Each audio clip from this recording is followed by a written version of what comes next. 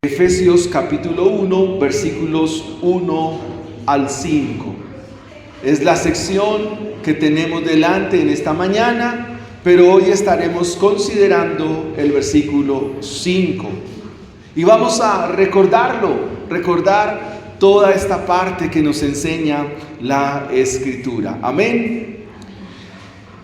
A manera de introducción, quisiera mostrar que alguien dijo con toda certeza que sentirse seguro nos hace vivir una vida tranquila y una vida confiada. Es decir, que estar seguro en la vida, estar con las cosas de una manera que no corra riesgo alguno, nos hace vivir de manera confiada. La sociedad de nuestros días busca la estabilidad en todo sentido. Buscamos estabilidad económica, buscamos estabilidad laboral, estabilidad material y estabilidad familiar. Pero preguntémonos en esta mañana, mis hermanos, ¿habrá algo mejor que esa estabilidad que tanto se nos ofrece? ¿Qué dicen ustedes? ¿Habrá algo mejor que esa estabilidad económica, laboral, familiar, material? ¿Habrá algo mejor? Mi propósito a través de este sermón es mostrar que en Cristo Jesús tenemos algo mejor que la estabilidad laboral, material de esta vida. Y mi propósito en esta mañana, amados hermanos, es que podamos comprender que el amor eterno de Dios se manifestó plenamente en Cristo Jesús. En ese amor Dios nos ha adoptado, es decir, nos ha hecho sus hijos y nos ha dado una nueva identidad. Pero ese amor no solo se hace efectivo, sino que también se hace activo y redentor. Y se demuestra en la cruz, donde Cristo muere por los que el Padre amó desde la eternidad. El texto de Efesios 1:5, Pablo subraya que en este acto de Dios al predestinar a sus hijos, no solo basta con esta acción misma, sino que la hace efectiva en el tiempo, porque es según el puro afecto de su voluntad. Efesios 1:5 nos muestra que Dios afirma que no solo salva al pecador, sino que nos eleva a los lugares celestiales, a una nueva y gloriosa posición. Nos saca de la orfandad espiritual para hacernos herederos con Cristo dentro de su gran familia. Leamos Efesios 1:5. Si quiere, leámoslo todos al tiempo. Dice: en amor, habiéndonos predestinado para ser adoptados hijos suyos por medio de Jesucristo, según el puro afecto de su voluntad. En amor, habiéndonos predestinado para ser adoptados hijos suyos por medio de Jesucristo, según el puro afecto de su voluntad. Si usted mira el versículo con atención, hay algo que sale de relieve. Es algo que surge en el texto, algo que es notorio. Y eso que es notorio está en esa expresión que dice adoptados, hijos suyos. Ese es el relieve del texto, eso es lo que sobresale en el texto. Y precisamente es el título del sermón: adoptados para ser hijos de Dios. Adoptados para ser hijos de Dios. Veamos en primera instancia la fuente de esa adopción. ¿Cuál es la fuente de de la adopción de Dios. Y evidentemente el versículo nos dice, en amor. Es decir, que la fuente para que Dios nos haya adoptado como sus hijos es su amor. La fuente de donde emana la adopción, del por qué Dios nos hace sus hijos, es su mismo amor. Así comienza el versículo 5. Dice, en amor. En amor. ¿Qué hizo Dios en amor? Nos predestinó. Dice, en amor. Este es uno de los textos extraordinarios de esta carta. Juan, en su primera carta, allá en el capítulo 3, versículo 1, nos ayuda a mirar la misma idea. Y nos dice Juan en su primera carta, capítulo 3, versículo 1, dice, mirad cuál amor nos ha dado el Padre, para que seamos llamados hijos de Dios. El texto en esta mañana, amados hermanos, querida iglesia, nos está llamando a que miremos, observemos, dimensionemos el amor de Dios. Amados hermanos, querida iglesia, Dios por medio de este texto hace un énfasis muy marcado para que ustedes y yo miremos el amor de Dios.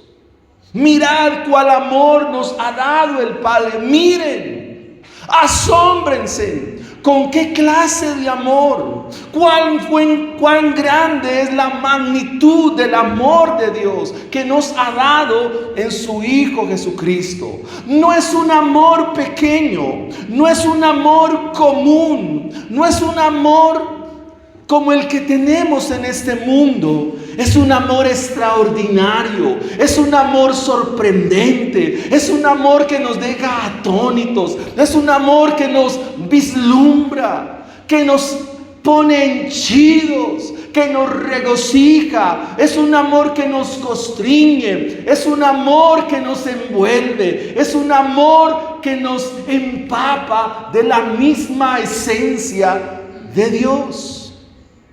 El texto dice, en amor, agapao, que es un amor distinto. No es un amor como el amor de este mundo. No es un amor como el que estamos acostumbrados a dar. Un amor con contraprestación. Es un amor que de una manera especial envuelve al pecador y lo transforma.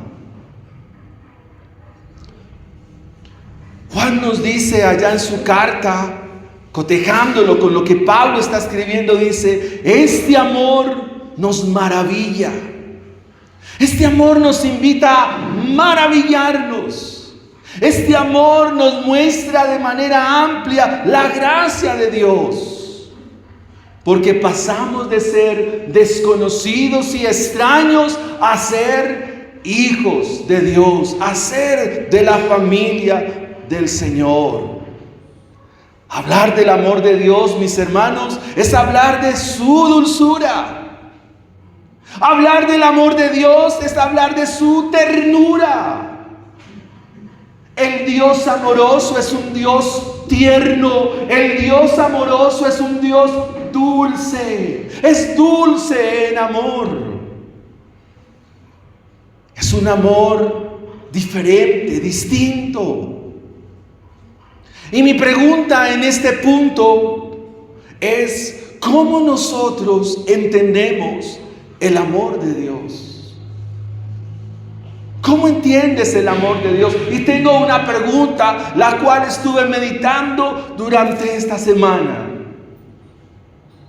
Y la pregunta es para ustedes, para que la mediten allí en lo profundo de su corazón. ¿El amor de Dios se entiende o se cree? No responda a la ligera. ¿El amor de Dios se entiende o se razona y luego se cree, o lo contrario?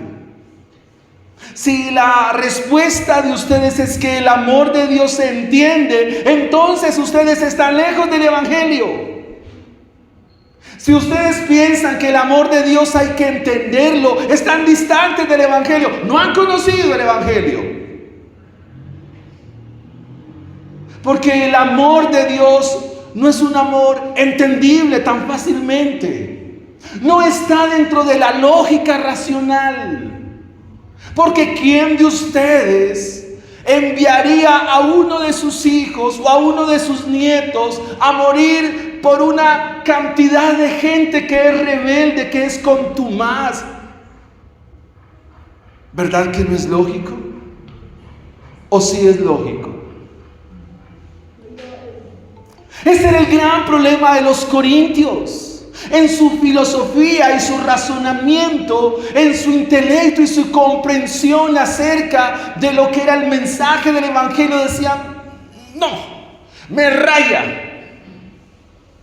no lo puedo entender. Pero ese es el amor de Dios. Es un amor que no se entiende.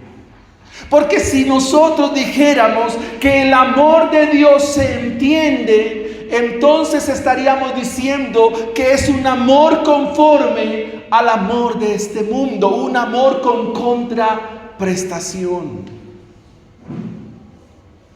Y un amor con contraprestación sencillamente no es amor. En otras palabras, cuando decimos que el amor de Dios se experimenta, sería como pedirle a Dios la prueba de amor. Como cuando el jovencito le dice a la jovencita: si tú me amas, dame la prueba de amor. Pero no es así el amor de Dios. Así que el amor de Dios se entiende.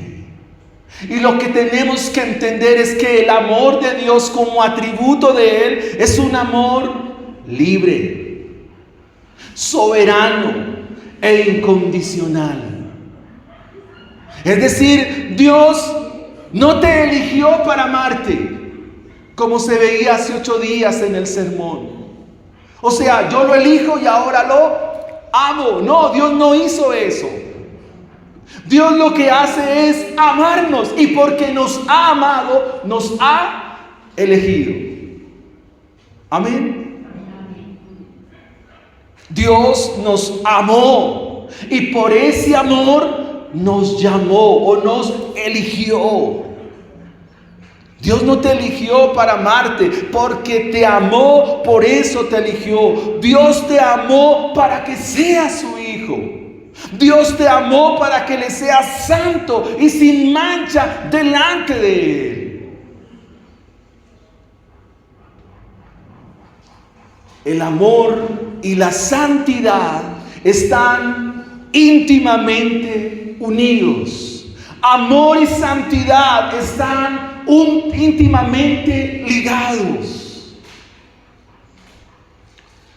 Querida iglesia, amados hermanos, el amor de Dios es la fuente y el medio por el cual la santidad se hace posible en los creyentes. Se lo repito, el amor de Dios es la fuente, el medio por el cual la santidad se hace posible en los creyentes. Si tenemos grandes luchas con el pecado, si tenemos grandes batallas en nuestro corazón, si en nuestra vida hay cosas que no han desaparecido, es porque aún no dimensionamos cuán grande ha sido el amor de Dios. La consecuencia inevitable del amor de Dios es llevar una vida de santidad. Lo que me mueve a mí a vivir una vida santa y sin mancha delante de Dios es creer al gran amor que mi Señor tuvo para conmigo en la cruz del Calvario. El amor de Dios me mueve a vivir para Él y a aborrecer a este mundo. El amor de Dios me mueve a odiar el pecado, por cuanto Dios es santo y Dios odia el pecado, porque Él es un Dios infinitamente santo. Es el amor de Dios quien me mueve a mí a abandonar esa vida licenciosa y pecaminosa, esa vida antojadiza, esa vida caprichosa, soberbia y arrogante, en virtud del mismo amor de Dios. Es el amor. En cierta ocasión se presenta una mujer en la casa de un publicano que se llamaba Jairo. No Jairo el hermano. No, en la casa de Simón. Y rompe un perfume de alabastro.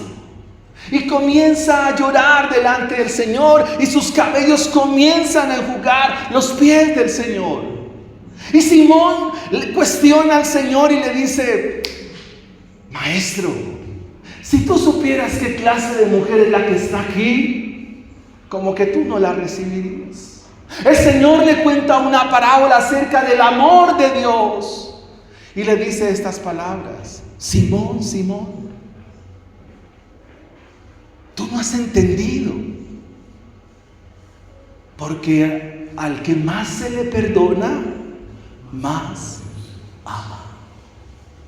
Amén. Al que más se le perdona, más ama. ¿Qué está diciendo la Escritura?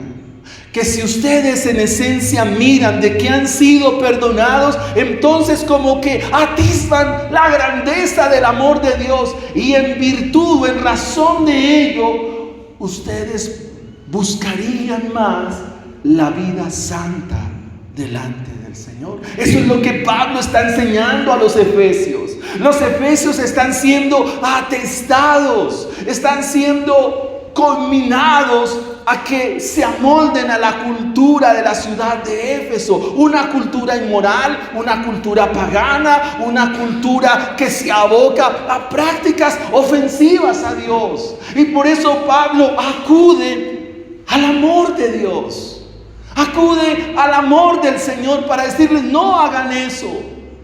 Ustedes han sido escogidos para santidad, porque Dios les ha amado. El amor es la causa de nuestra santidad. Puedes decir que Dios te ama, pero si tu vida no ha sido transformada, no has entendido el Evangelio, no has entendido el amor de Dios. Dios, por su Espíritu, me lleva a creer que Él me amó en la persona de su Hijo. Pablo sabe que el amor de Dios, escúchese bien, es la raíz y es el fundamento de nuestra vida cristiana. El amor de Dios es el fundamento, es la raíz de nuestra vida como creyentes. El amor de Dios es la base de la unidad de la iglesia. No podemos pretender buscar la unidad de la iglesia fuera del amor de Dios. Porque por ese amor que Dios derramó en mi corazón, es que puedo amarles. Pero amar no significa complacer. Amar no significa secundar. Amar no significa alcahuetear. Porque eso no es amor. Amor significa a pesar de decir la verdad. Amar significa hacer lo correcto, aunque a veces no nos parece. Quiero que estén arraigados y cimentados en el amor del Señor. Así habla en el capítulo 3, verso 17. El amor de Dios es la base de nuestra relación. Esposos, si ustedes quieren amar a Dios con el amor que hemos aprendido, creo que no vas a ser el esposo que Dios quiere. Vas a estropear las cosas de vez en cuando. Y si la esposa quiere amar al esposo con el amor que hemos aprendido, entonces vamos a tener dificultades. Si nosotros como padres queremos amar a nuestros hijos como nos lo enseña este mundo, entonces como padres vamos a fracasar. Esperemos que no. Y si nuestros hijos nos quieren amar con el amor que aprenden en escuelas y colegios, entonces como que el amor de ellos hacia nosotros va a ser un amor olvidadizo. Eso está en el capítulo 5. Estamos esperando que lleguen esas secciones para hablar de la familia. Porque ese capítulo 5 comienza diciendo: someteos unos a otros, pero Pablo pone el elemento sólido. Someteos unos a otros en el temor del Señor. Dice en amor. Y esto tiene que conmovernos hoy, amados hermanos. Un libro del Antiguo Testamento que es el profeta Oseas. Ese libro nos muestra por esencia la inmensidad del amor de Dios.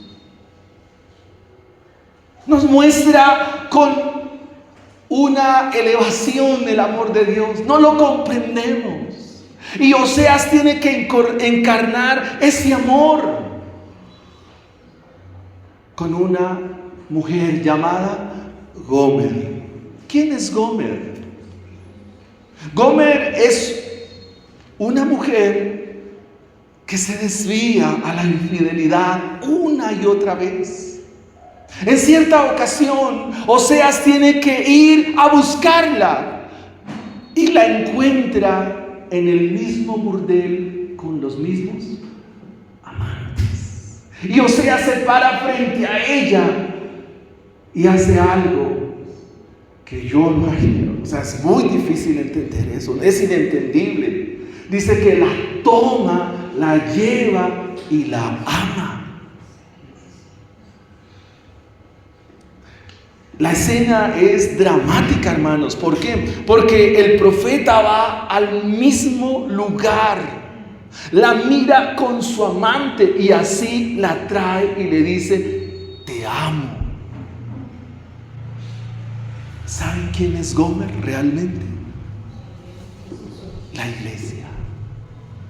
Tú eres Gomer, yo soy Gomer, somos Gomer.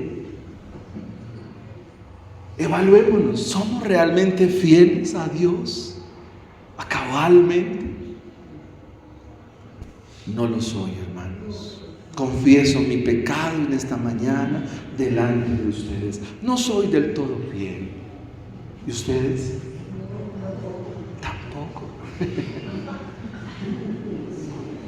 Pero a pesar de ello, Dios nos amó.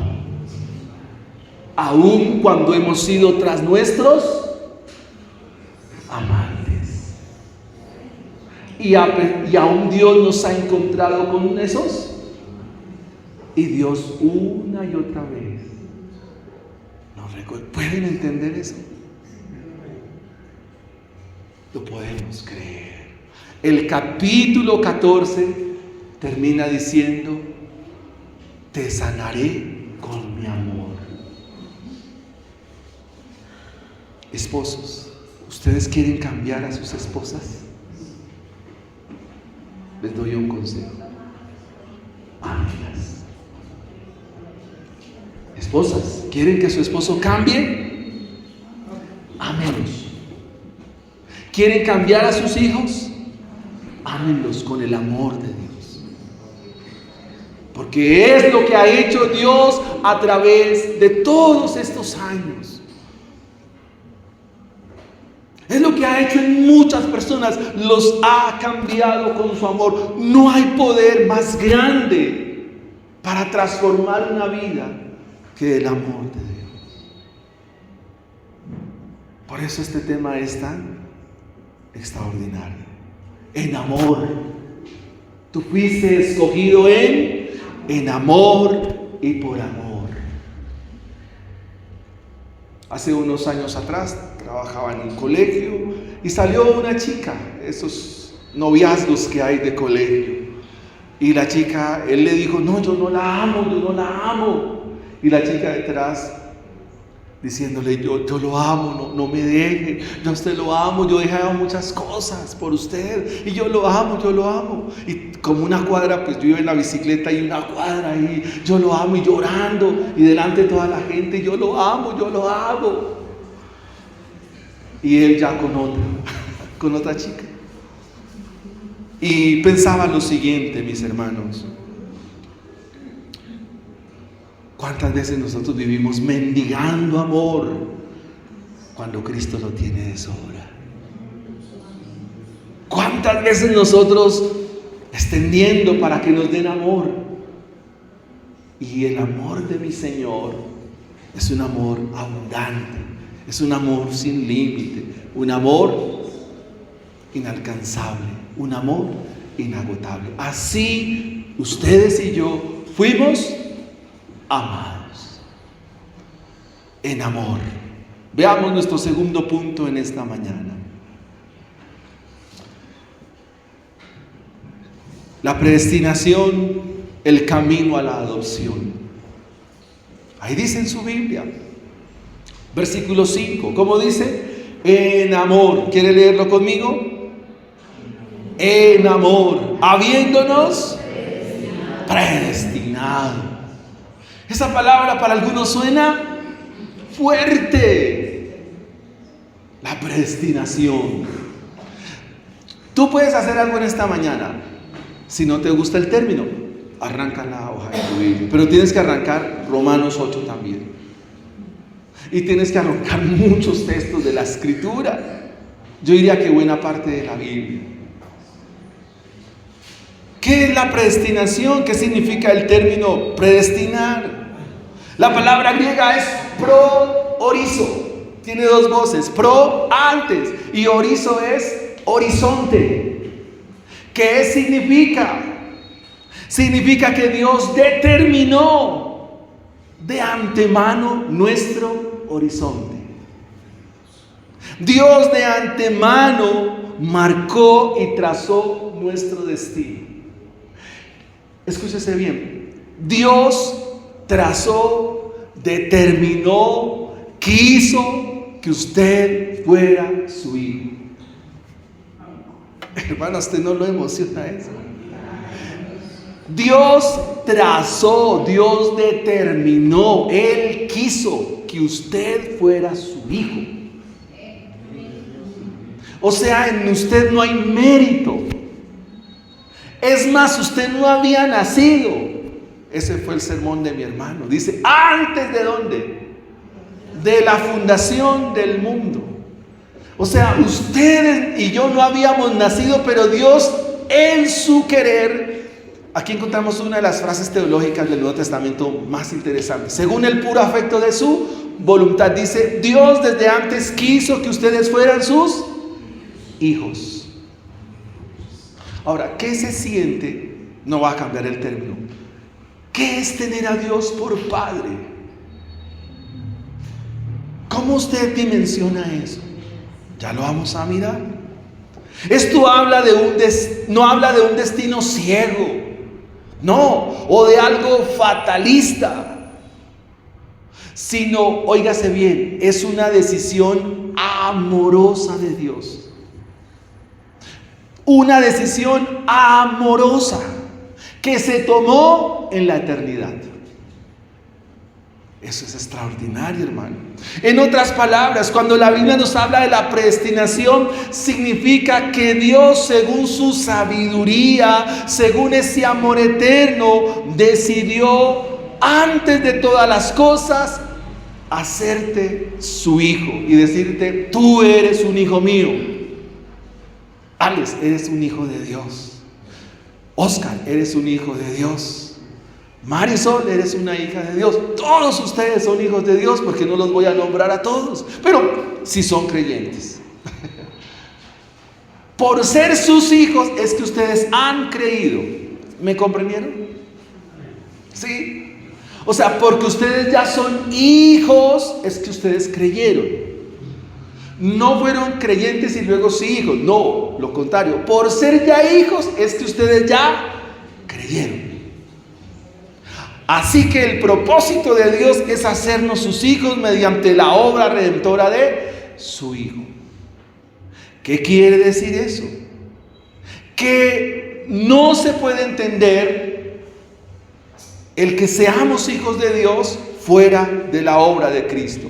O sea, para ser hijos y que eso se haga efectivo, se requiere la obra de nuestro Señor Jesucristo. Romanos 8, 29 al 30. Porque a los que antes conoció, Romanos 8, 29 y 30. Porque a los que antes conoció, también los predestinó para que fuesen hechos conforme a la imagen de su Hijo. Detengámonos en esta cita de Romanos. Dios te llamó a ser su hijo para que tú te parezcas a su Hijo Jesucristo. ¿Sí? Se lo repito. Dios te hizo su hijo para que tú te parezcas más y más, mucho más y más y más a su Hijo Jesucristo. Ahí dice, porque a los que antes conoció también los predestinó para que fuesen hechos conforme a la imagen. En otras palabras, guardando toda proporción con esta ilustración, el Señor Jesucristo es el original y ustedes son las copias de Él. ¿Lo entendió? ¿Sí? El Señor Jesucristo es el original y usted es una copia de Cristo. Usted es una copia de Cristo. Es una copia. Toda la iglesia es una copia, es imagen de Él. Y Romanos nos sigue diciendo, para que Él sea el primogénito entre muchos hermanos, y a los que predestinó, a estos también llamó. Y a los que llamó, a estos también justificó. Y a los que justificó, a estos también. O sea, usted tiene un destino muy bien trazado, muy bien diseñado y un destino ya ejecutado. ¿Cómo podemos ilustrar esta expresión? ¿Qué es la adopción entonces? ¿Qué es adoptar? Permítame ilustrarlo de la siguiente manera. Piensen en una pareja que van a adoptar un niño. Cuando una pareja va a adoptar un niño, pasa por un proceso largo, costoso, exigente para lograr la adopción de ese niño. Han tenido que llevar muchos papeles, han pasado por inspecciones del hogar y entrevistas rigurosas. La pregunta es, ¿y quién le dice a los padres que se pongan a hacer esto? ¿El niño? O sea, piensen en un niño del bienestar familiar, un niño que dejan por ahí. Y hay unas personas que ni siquiera el niño conoce, pero estas personas hacen un trabajo riguroso, presentan documentos, presentan entrevistas, los visitan a la casa, les dicen, ¿ustedes qué tienen? O sea, es un proceso tedioso, largo, pero el niño que está allí en el lugar, ¿lo sabe o no lo sabe? No lo sabe. ¿Y por qué los padres lo quieren adoptar? Porque ellos, de su mismo querer, lo quieren hacer. Eso es lo que hizo Dios con nosotros.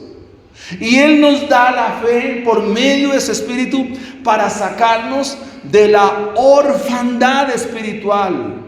En otras palabras, la adopción es un acto del amor de Dios, incondicional, intencional, de querer hacerte su hijo. Yo quiero que ese niño sea mi hijo, porque yo lo he decidido. La adopción confiere la bendición gloriosa de la herencia eterna. Ahora sigamos con la ilustración. Ese niño llega a casa. ¿Cómo lo van a tratar sus padres? ¿Como un extraño o como un hijo? Como un hijo. ¿Le van a dar las cosas porque es un extraño o porque es su hijo? Porque es su hijo. Y ustedes van a entender aquí muchos textos, por lo menos Romanos 8:30. El que no escatimonia a su propio hijo, ¿cómo no nos dará con él todas las cosas? Ahora Dios nos trata como sus hijos. Dios nos ha hecho sus hijos, nos ha dado el privilegio de que nosotros ahora le digamos, Padre. Y yo quiero que tú revises tu forma de orar, porque eso fue lo que enseñó el Señor en el Sermón del Monte. ¿Qué dijo el Señor en el Sermón del Monte? Ahora pues oraréis así: Padre nuestro. Padre. Somos sus hijos. Ahora, pero ¿qué pasa si el padre se da cuenta que sus hijos se portan mal? La disciplina.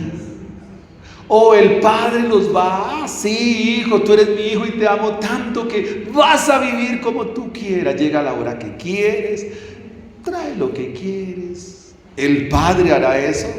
O el padre también dice, estas son mis normas. ¿Cómo la ven? La disciplina es una manifestación del amor de Dios. Y Dios no es ni complaciente ni alcahuete. Dios sabe dar sus buenos correazos. Él sabe aplicar muy bien la disciplina. Porque si no aplicara su disciplina, Él dice, ustedes no serían mis hijos, seguirían siendo un término duro, bastardo.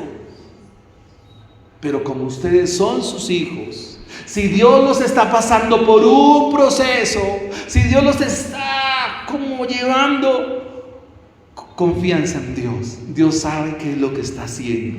Él es sabio. Un padre sabio que sabe corregir muy bien ¿a quién? A sus hijos. Amén. A veces Dios nos deja sin trabajo. A veces las cosas llegan de un momento a otro y uno, ¿qué hice?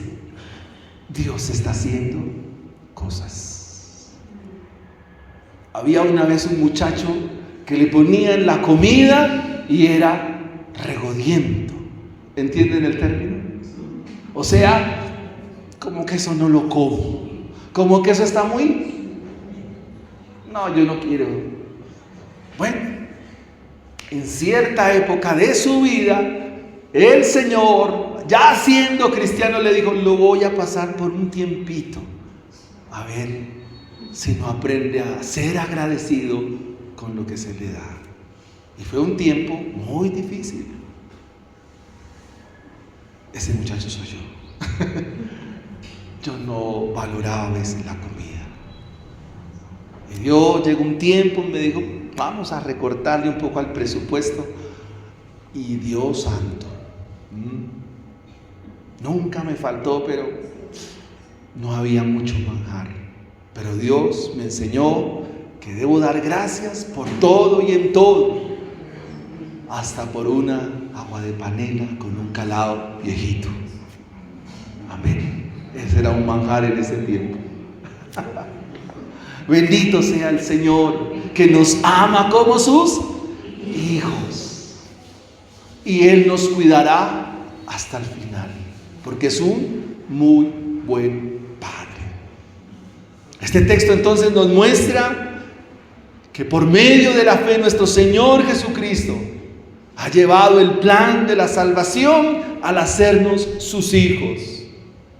Pero esto también es un asunto de carácter legal. ¿Por qué, mis hermanos? Porque usted tiene derecho a los privilegios que da el Padre por ser su hijo. Gálatas 4:4 nos dice así: por cuanto vino el cumplimiento del tiempo, Dios envió a su Hijo para que redimiese a los que estaban bajo la ley, a fin de que recibiésemos la adopción como hijos. La adopción como hijos. Si un padre tiene unos hijos y ese padre tiene unas pertenencias, un bien material, cuando el padre no está, ¿a quién le pertenece ese bien material? A los hijos. ¿Y el padre qué tiene que hacer antes de con sus hijos? ¿Qué documento les da? ¿Una qué? Un testamento. ¿Y eso quién lo hace? Tiene que ir a un notario. ¿Y eso queda así en palabras? No, eso te queda por escrito, es algo legal, para que los hijos puedan repartir el bien que se deja por partes iguales, a lo que el testador dejó como su último, como su última voluntad. Bien, ¿por qué? ¿Qué es lo que hace Cristo en la cruz del Calvario? Anula el acta de decretos que nos era contraria, y por su muerte nos da una herencia en Él, como el Padre lo estableció. O sea que la adopción es un asunto legal. Pensemos otra vez en bienestar familiar. Entonces, bueno, escojan el niño, ¿y qué? ¿No hacen documentos, no hacen papeles? ¿O se llevan al niño así nomás? Tiene que hacer un documento, algo legal. Lo mismo ha hecho Dios en la persona de su Hijo Jesucristo. Fue un asunto legal. La adopción es un asunto legal, y por esta razón entonces nosotros recibimos una herencia. Piense en que usted es un hijo de un jeque árabe. ¿Qué es un jeque? Alguien que tiene mucho dinero. Y si usted es un hijo de un jeque, ¿a qué tiene derecho usted? A todo lo que tiene este jeque: riqueza, privilegios, reino. De la misma manera, o guardando toda proporción, Dios nos ha hecho sus hijos. ¿Y a qué tenemos derecho? A las más grandes, ricas y abundantes bendiciones que el Padre tiene para con nosotros. Y esto nos lleva a nuestro tercer y último punto: la voluntad de Dios, la causa de esa adopción. La voluntad de Dios connota aquí que fue su placer. La frase teneudokian tes teleseus auto, según el puro afecto de su voluntad. Fue su placer, Él lo quiso, fue así como Él lo estimó, fue su buen placer.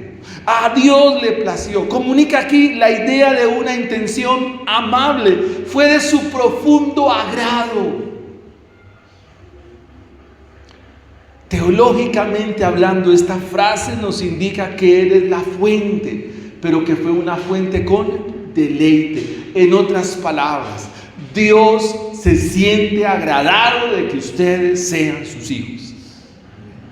O sea, Dios se agrada. O sea, Dios los mira a través de su Hijo y Él se agrada, se complace. Perdonen este coloquialismo. O sea, Dios se siente chévere que ustedes sean sus hijos en la persona de su Hijo. O sea, es para que ustedes me puedan comprender, porque esta frase que está aquí es muy profunda. ¿Cómo entendemos que Él nos quiso amar, nos quiso hacer sus hijos según el puro afecto de su voluntad? Esto es muy profundo. ¿Por qué puro? Porque no hay nada de nosotros que pueda influenciar a Dios. No hay mezcla, no hay afectación mía hacia Dios para que Dios diga, sí, usted va a ser mi hijo. No, no hay nada. Afecto, ¿por qué? Porque me habla de su amor. Es un acto de amor, es un acto de deleite, es un acto de placer santo, es un acto de placer soberano. Dios se deleitó en salvarte, Dios se deleitó en hacerte su hijo, Dios se deleitó en hacerte y traerte hacia Él, decirte, tú eres mi hijo. Y esta verdad nos debe llevar a una profunda humildad. Fue su voluntad. Ahora, si dependiera de nuestro mérito, todos estaríamos perdidos. Nadie puede presumir de haber persuadido a Dios. Al mismo tiempo nos da un inmenso descanso. Si Dios nos eligió es por su puro afecto. Él nos ama y nunca nos abandonará, porque su amor nunca deja de ser. Nuestro lugar en su familia está seguro como lo es Él mismo. Por eso la epístola comienza diciendo: bendito sea el Dios y Padre de nuestro Señor Jesucristo, que nos bendijo con toda bendición espiritual en los lugares celestiales en Cristo, según nos escogió en Él antes de la fundación del mundo, para que fuésemos santos y sin mancha delante de Él. En amor nos predestinó para ser adoptados hijos suyos según el puro afecto de su voluntad. La voluntad divina. La Escritura nos dice que fue el puro afecto de su voluntad. Implica que fue una decisión eterna, inmutable. No va a cambiar. Piensen en lo siguiente, mis hermanos. ¿Qué tal si Dios nos amara según nuestro comportamiento? ¿Qué tal si Dios nos amara según nuestra asistencia a la iglesia? ¿Qué tal si Dios nos amara según lo fieles que somos? Hermanos, estaríamos perdidos. Esto es lo que enseña a Malaquías en el capítulo 3, verso 6. Dice: porque yo, Jehová, no cambio. Vosotros, hijos de Jacob, no haber sido, ustedes no han sido raídos. Porque el amor de Dios es incondicional, incambiable. En este mundo lleno de incertidumbres, donde las promesas humanas fallan, las amistades terminan, los planes se desmoronan, la voluntad de Dios permanece. Es fácil que a un amigo le diga: no, ¿sabes qué? O sea, dejémonos. Es fácil que nos digan a nosotros: pero Dios no va a hacer eso con nosotros. Piense en lo siguiente, mi hermano. Piense en un niño que vive en la indigencia, sin hogar ni nombre. Pero de repente una familia noble y rica, no por la necesidad del niño, sino por su propia bondad, su propia voluntad, deciden adoptarlo. ¿Cómo creen que va a estar ese niño? De la noche a la mañana el niño gana un apellido, hereda unas riquezas y, lo más importante, tiene un lugar en la casa de sus padres. ¿Amén? ¿Entendió la ilustración? Todos nosotros que éramos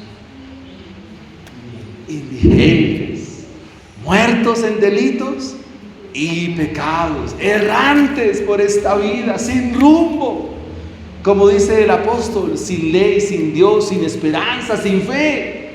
Pero Dios, por ese gran amor, por ese puro afecto de su voluntad, ¿qué dijo? A estos chicos los voy a hacer mis hijos.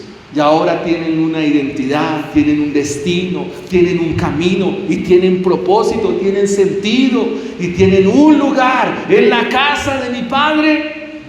Muchas moradas. Ay, si no fuera así, no os lo hubiera dicho. Mas no se turbe vuestro corazón, para que no entres en tentación. Mi paz os dejo, mi paz os doy, no es como el mundo la da. Así que no pierdan ánimo, sigan con el mismo gozo, porque tenemos un distintivo, una cualidad: ser hijos de Dios. Amén.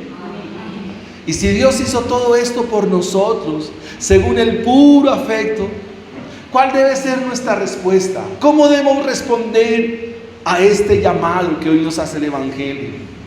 Que no debo vivir para mi propia gloria, sino para su alabanza. Nuestro llamado como hijos adoptados es reflejar el carácter del Padre que nos ha amado. Obediencia.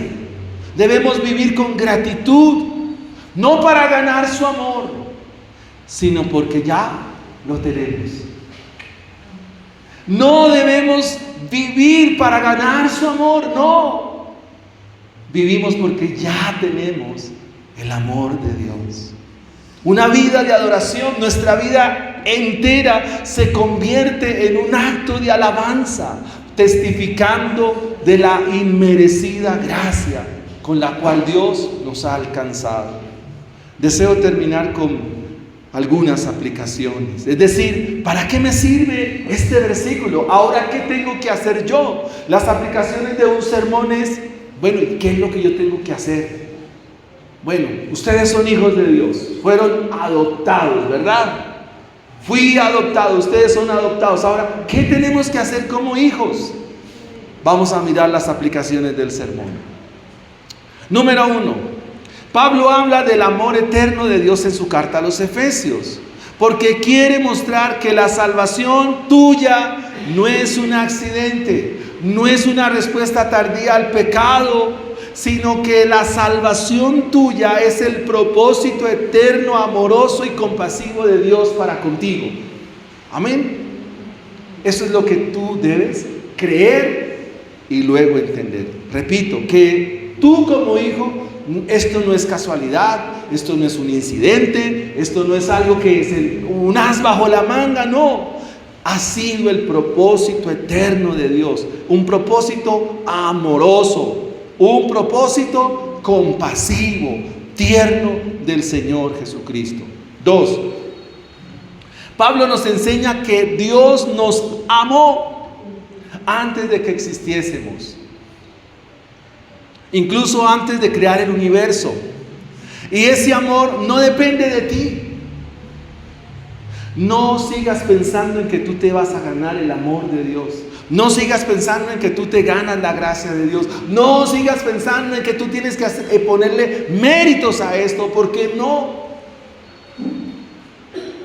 Más bien, descansa, reposa y vive pensando siempre que el amor de Dios está sobre tu vida y que por ese amor tú tienes vida eterna. En otras palabras, el amor de Dios no empieza cuando creemos, sino que nuestra fe es el resultado de ese amor. ¿Sabe por qué tenemos fe? Porque Dios te amó. Por eso es que tienes fe. ¿Por qué podemos servir? Porque Dios nos amó. ¿Por qué podemos predicar? Porque Dios nos amó. ¿Por qué somos cristianos? Porque Dios nos amó.